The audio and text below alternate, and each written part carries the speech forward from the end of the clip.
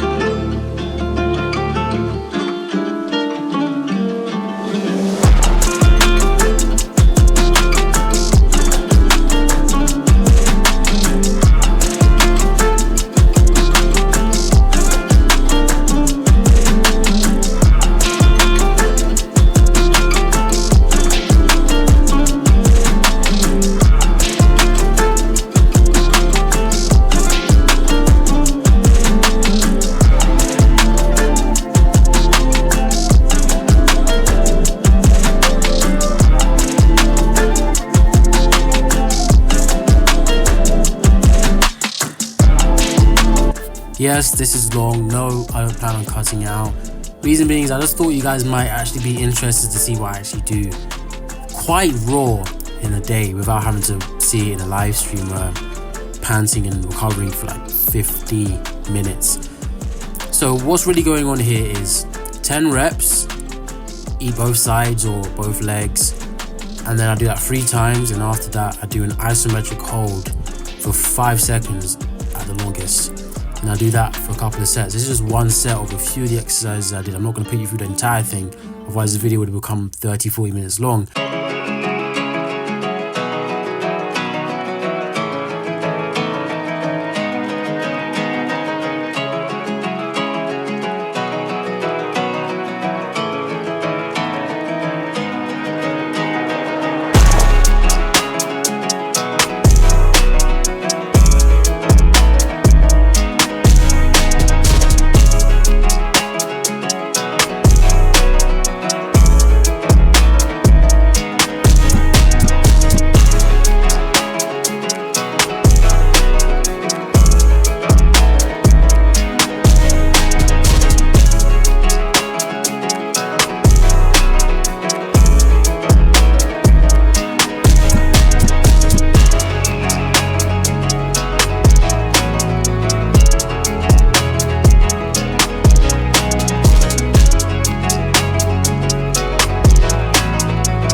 Thursday is an easy session with me playing around with resistance bands, just doing a couple 180s and 120s and calling it a day.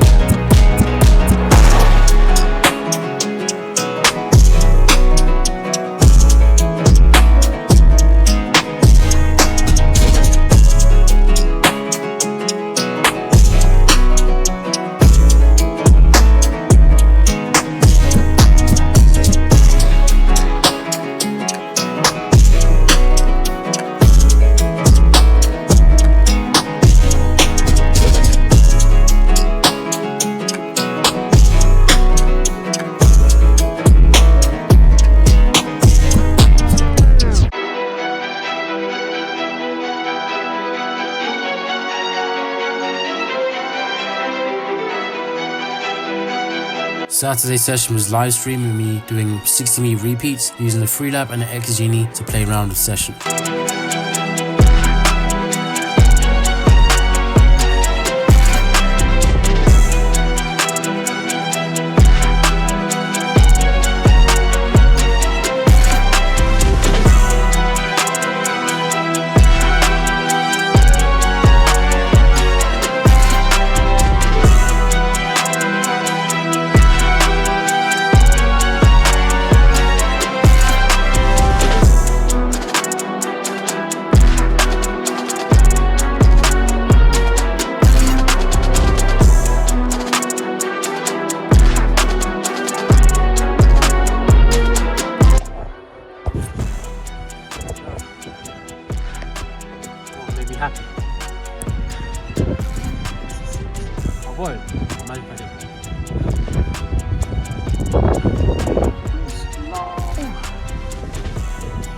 7:85.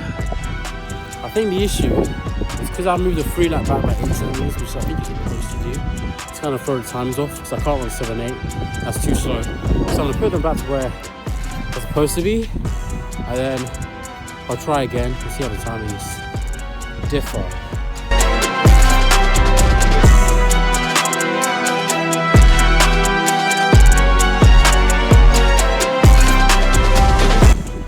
Let's see. 7:71. At least I know it's accurate.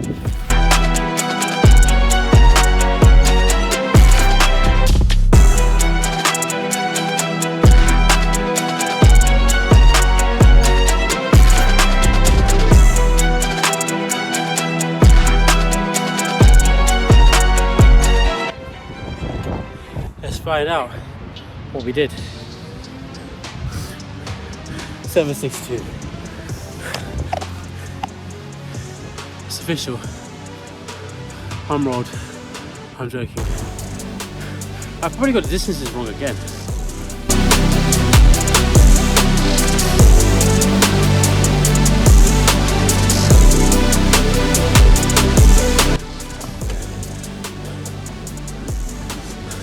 $7:49. That was my first ever 60 PB. That was not 7:49.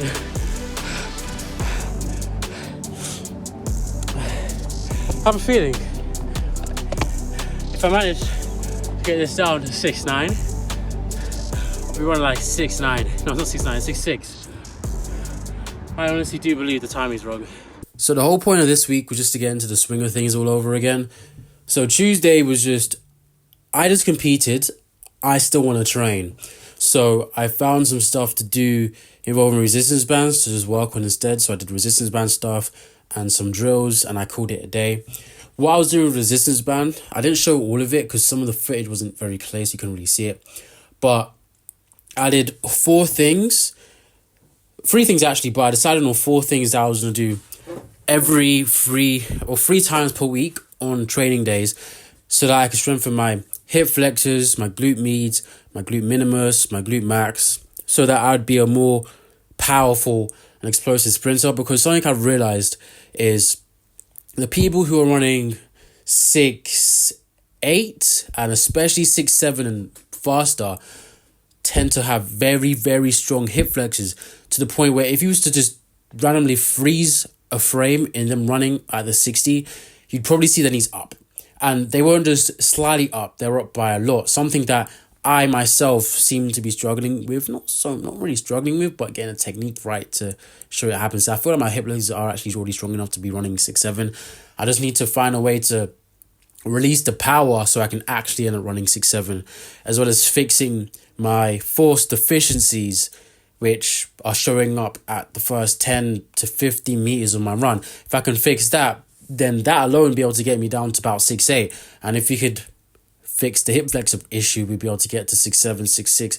Could we push to 6.5? I don't know, but all of that speculation. Let's not think too much about that.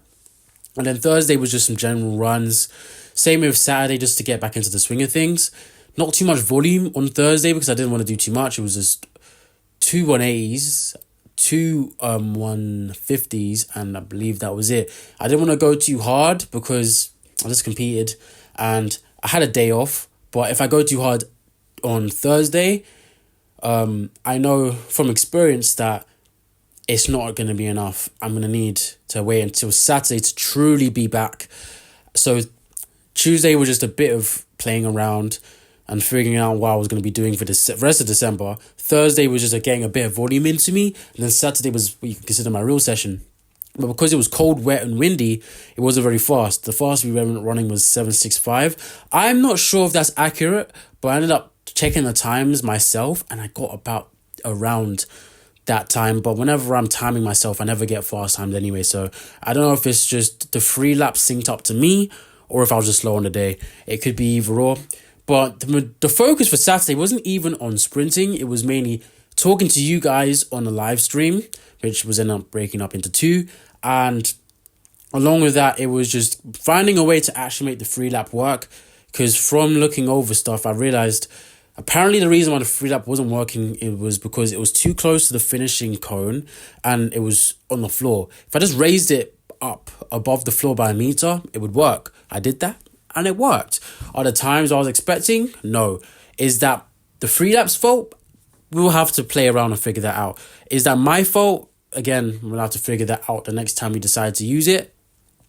But yeah, I just had a bit of fun on Saturday of the XG and the free lap, trying to tailor a training session a bit more in line with what I should be focusing on, because I'm more force deficient.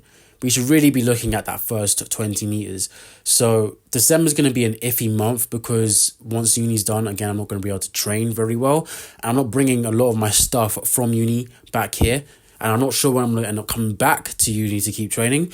But the main focus when I'm done with uni, before I start my second term, will probably just be on the first 10 to 20 meters. So we're probably going to be seeing a lot of hill sprints, a lot of 10 to 20 meter sprints, a lot of weighted sprints, just so I can really get that power up. Because the sooner I can fix the force deficiency, the better it's going to be for me, especially considering fixing velocity should take longer than fixing a force deficit. Because a force deficit is just about, do you have the power to travel fast? And I have enough power, I would say, now especially, but I just need to figure out a way to release it fast. So realistically, by the time we get back to January, I should be running 6.9 in competitions and potentially even faster if I truly manage to make this work.